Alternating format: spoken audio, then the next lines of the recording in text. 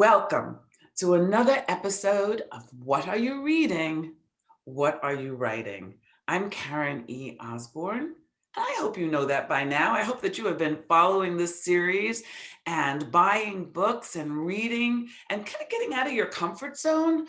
Reading, maybe you don't ever read fantasy before, but you met some of our fantasy authors, or maybe you never read a romance before and you met some of our romance writers. I hope you're trying new things and you're going to like our guest today, who has historical fiction. And her name is Jill Caugherty. Welcome, Jill. Thank you, Karen. Thank you for having me. Oh, I'm so delighted to have you. It's we found already, we've been chit-chatting before we came on to say hi to you.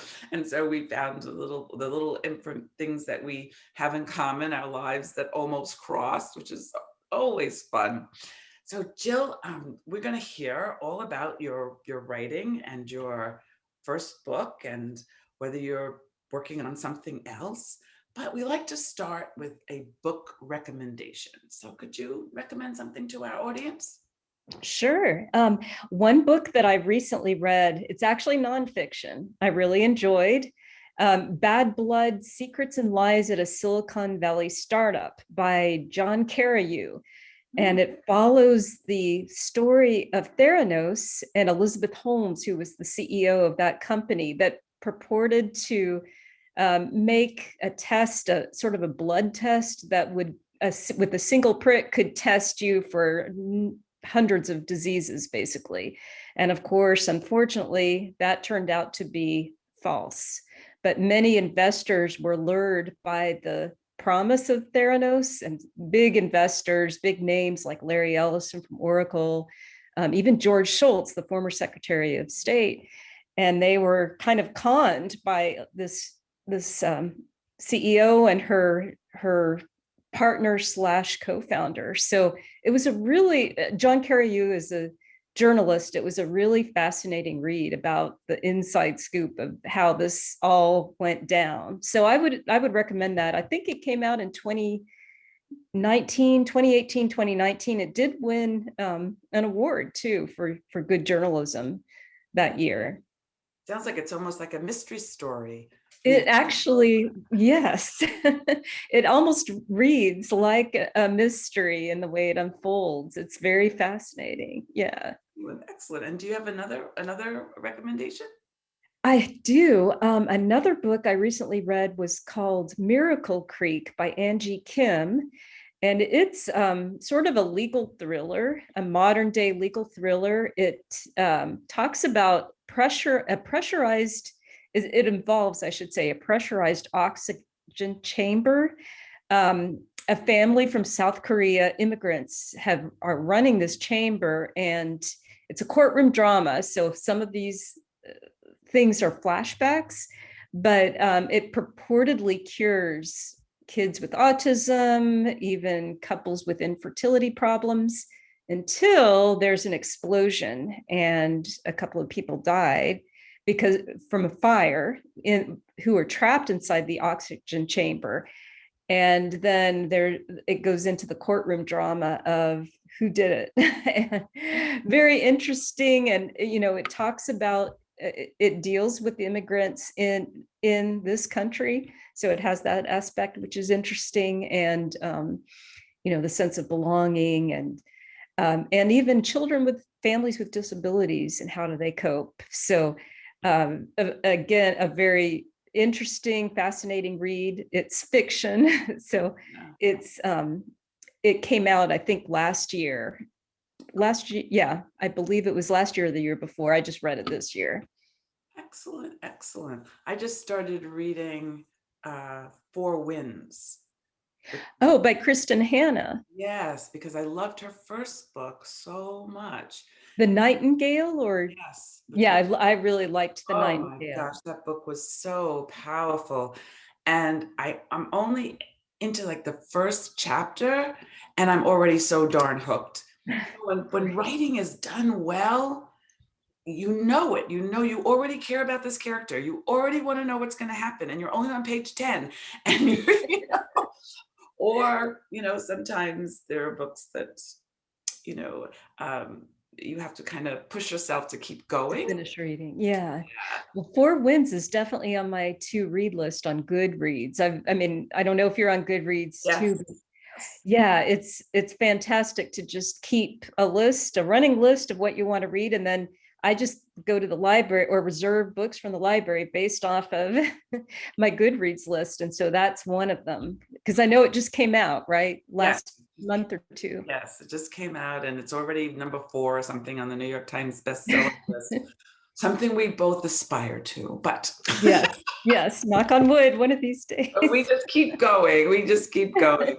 So tell me about your writing journey. How did you always know you wanted to be a writer? Did you write as a kid? Did you come to it later in life? Well, you're not very late in life, but Oh, not well, as a I kid. am actually. But yeah, I actually always wanted to be a writer. In fact, when I was 6 years old, I remember my parents asked me, "What do you want to be when you grow up?" I said, "A writer," because I was inspired by Laura Ingalls Wilder, Little House on the Prairie series. I just loved that series, and they said, "Writers don't pay well. You don't want to be a writer." Yes, I do. But I guess, I kind of this is a case where you kind of follow your parents' expectations. I liked math too, so I followed a career more in the tech industry. But along the way, I mean, as a child, I wrote little plays, I wrote little novellas, and then even as a young adult in my 20s, I did write a novel, sort of a self, you know, similar to an autobiographical novel, Mm. but I shelved it. It wasn't any good. But just this year, in January of this year, I had a chance. I accepted a layoff package from my employer, NetApp, Mm. and decided I'll just do this full time. I had done that. I had started writing, the first book I wrote that was published over a series of 10 years, but it took me time on the weekends, time in the evenings, juggling Mm. childcare responsibilities. And I realized I would much rather do this than what I had been doing for the last almost 30 years in the tech industry. So I came about it a lot, sort of a circuitous route, but I'm finally doing what I really love now, That's writing. wonderful. So you're writing full time.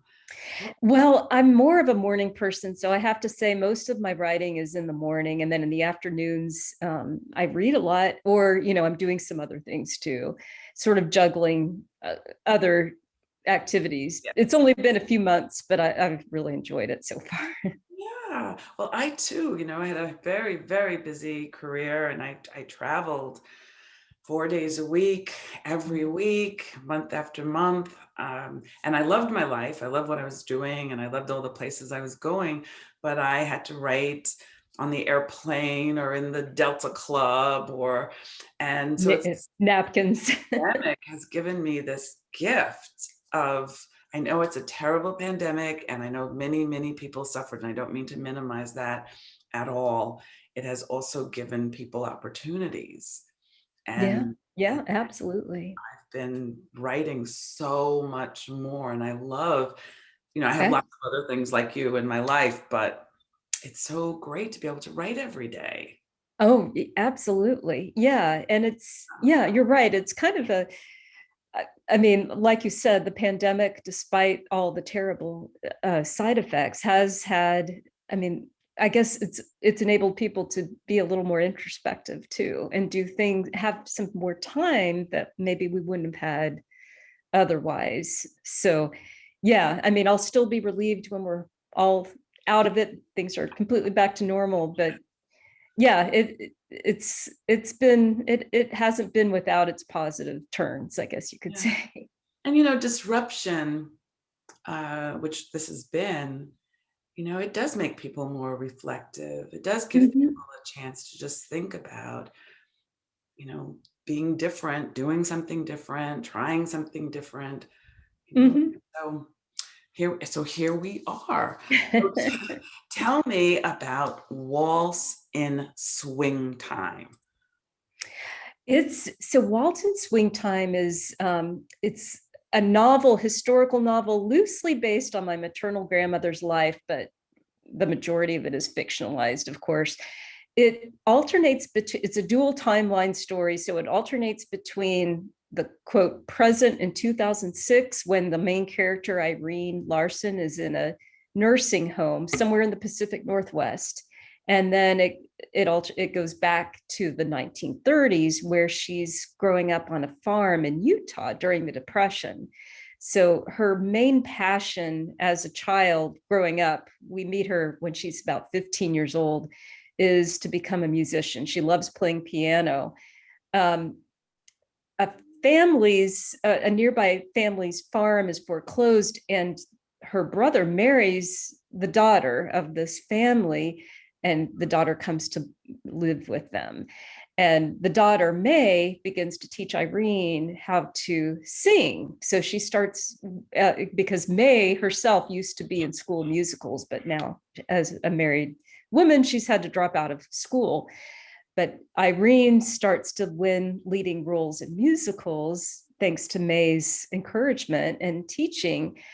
But at the same time, Irene's mother is very much against her dowling and what she sees as frivolous activities. They unfortunately lost a child to scarlet fever, so her mother literally did sink into a depression, and she sees Irene's music as just unnecessary fun and games. So Irene struggles with her mother, but she then decides to go to college. She follows the advice of an older brother, finds enough money, tries to get a part paid to go to college, and then that summer she finds a job at Zion National Park in southern Utah as singing in a variety show, and working during the day as a maid and then singing in a variety show. There she meets Spike, who has been working at the national parks for 10 years and is quite a bit of a character, and kind of falls in love with him. Suffice it to say, they later elope, but they don't tell Irene's parents. And that's where the conflict comes in, where she has to decide, when her parents find out, they want her to annul the marriage. They don't like the fact that she's lied to them. They don't trust Spike. So she has to decide, does she leave her parents and her family for good and follow Spike, or does she stay at the farm? So that's kind of the gist of it. And then meanwhile, in 2006, she's struggling with her memory and her health. So that's it. And then she also has issues with her very strong-willed daughter. So Karma. Yes. Yes. So that's kind of the gist of it. And I wanted to read for everybody one of the reviews, one of the very good reviews, many good reviews, but this one I liked a lot.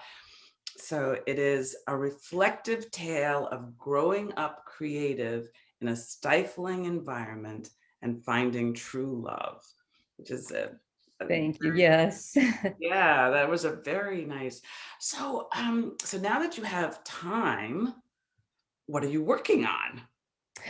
Yes. So I have actually two novels. One is called Isle of Castaways. It's a pure historical novel, no dual timeline. And it's interestingly enough, it's also set during the Depression, and it involves another national park. This one is Yosemite National Park in California. And it involves it's another coming of age story in a way too.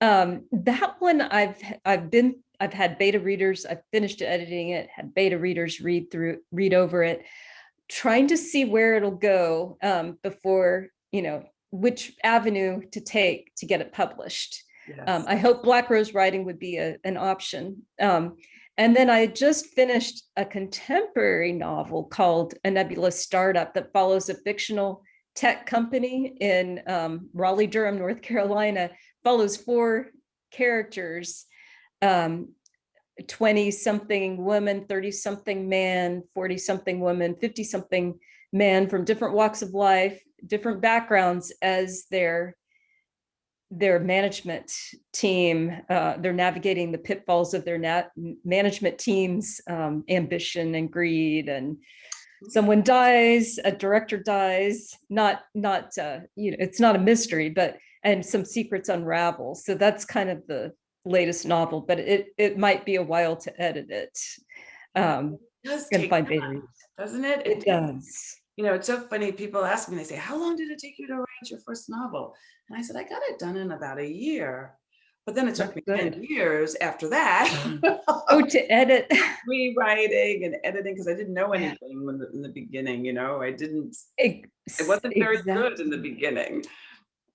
But I mean, what a sense of accomplishment, right? That you did that and learned along the way. Because yeah, I completely agree with you. I didn't know what I was doing with the first one, which is why it took it took me 10 years to do the first draft, and then I thought it was done, but it was less than that, but another 3 years to edit it, because I don't know about you, when I first shopped mine to agents, it was just not in the right shape. And I didn't know that at the time.